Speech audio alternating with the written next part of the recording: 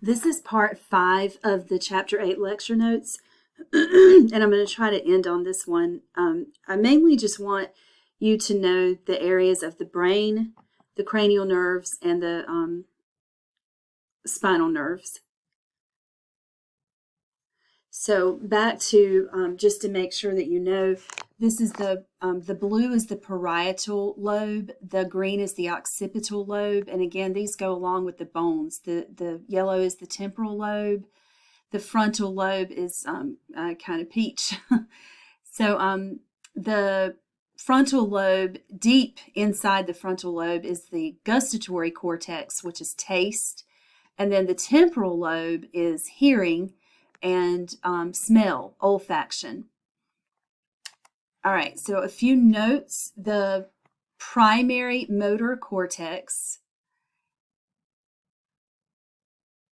in the frontal lobe, that's what I was looking for, sorry. The frontal lobe contains the primary motor cortex and the primary somatosensory cortex. So what that means is that the frontal lobe is involved in voluntary movement, and the parietal lobe contains the primary somatosensory cortex, and it's going to receive information such as touch, pressure, pain, and temperature.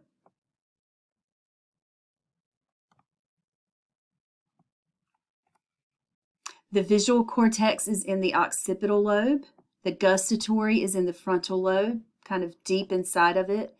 Gustation is taste. Auditory is in the temporal lobe.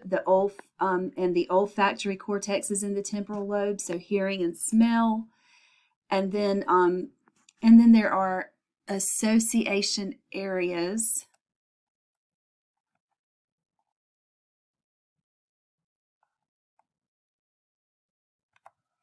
Okay, let's move on. So the corpus callosum connects the left and right hemispheres.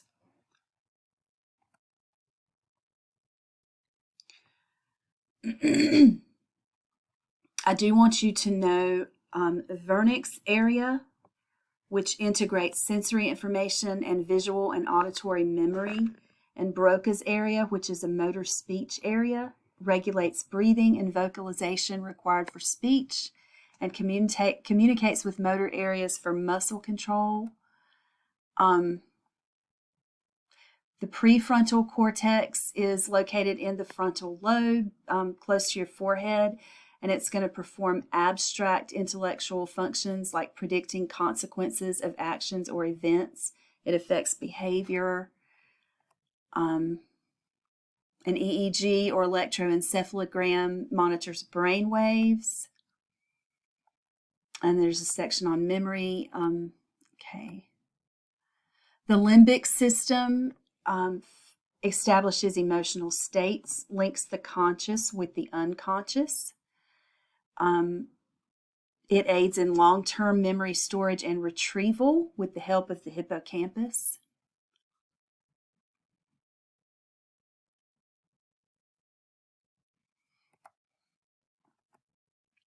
Sorry, I was looking for the limbic system in the picture, but I don't see it. The diencephalon contains switching and relay centers that integrate the conscious and unconscious sensory information and motor commands. The components are the epithalamus, and then you should be familiar with the thalamus and the hypothalamus, especially the hypothalamus.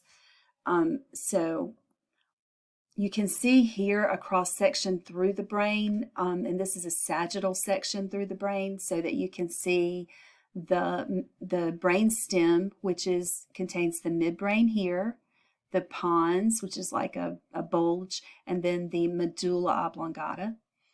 And then you've got the corpus callosum, which connects the left and right hemispheres. And you can see the diencephalon, which is here, and the thalamus, the hypothalamus, the pineal gland, which sits within the sella turcica of the sphenoid bone, if you remember that. The cerebellum is here. Okay. Pineal gland secretes melatonin, involved in day-night cycles. The thalamus is a relay center for sensory information. The hypothalamus is associated with the limbic system. It contains centers that are involved with emotions, autonomic functions, and hormone production. It connects to the pituitary gland, and it's the primary link between the nervous and endocrine systems. Some of the things the hypothalamus functions in, because it's very, very important, is the subconscious control of skeletal muscle contractions associated with strong emotion. It adjusts the pons and the medulla, coordinates the nervous and endocrine system. It secretes hormones. A lot of the hormones are called like releasing hormones or inhibiting hormones. It produces thirst and hunger. It coordinates voluntary and autonomic functions, regulates body temperature, coordinates daily cycles. The midbrain,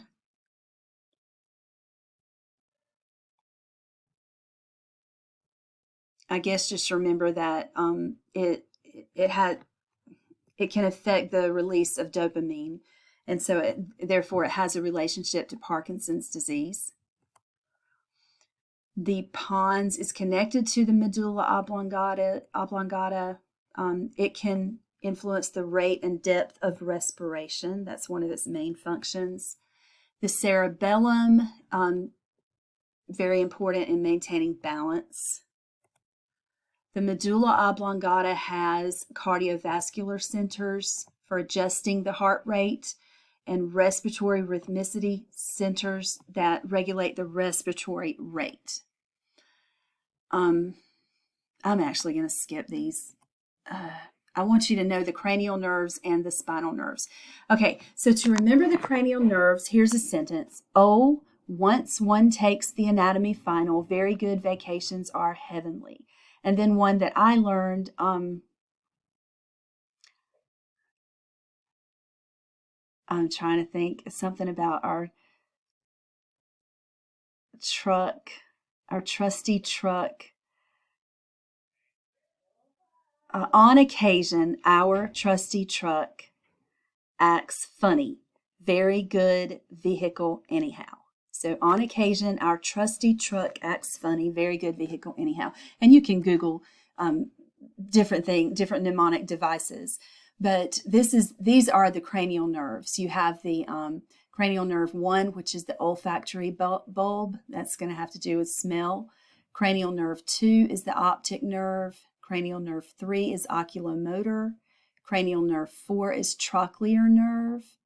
5 is trigeminal nerve. 6 is abducens nerve. 7 is facial nerve. 8 is vestibulocochlear nerve. 9 is glossopharyngeal nerve. 10 is the vagus nerve, and 11 is the accessory nerve, and 12 is the hypoglossal nerve. And their functions, specifically areas that they innervate, are listed in the table here. And I'm going to skip over this. You can read that on your own. I want to go to the, before my time runs out, I want to go to the spinal nerves. There are 31 pairs, 8 cervical, 12 thoracic, 5 lumbar, 5 sacral, and 1 coccygeal.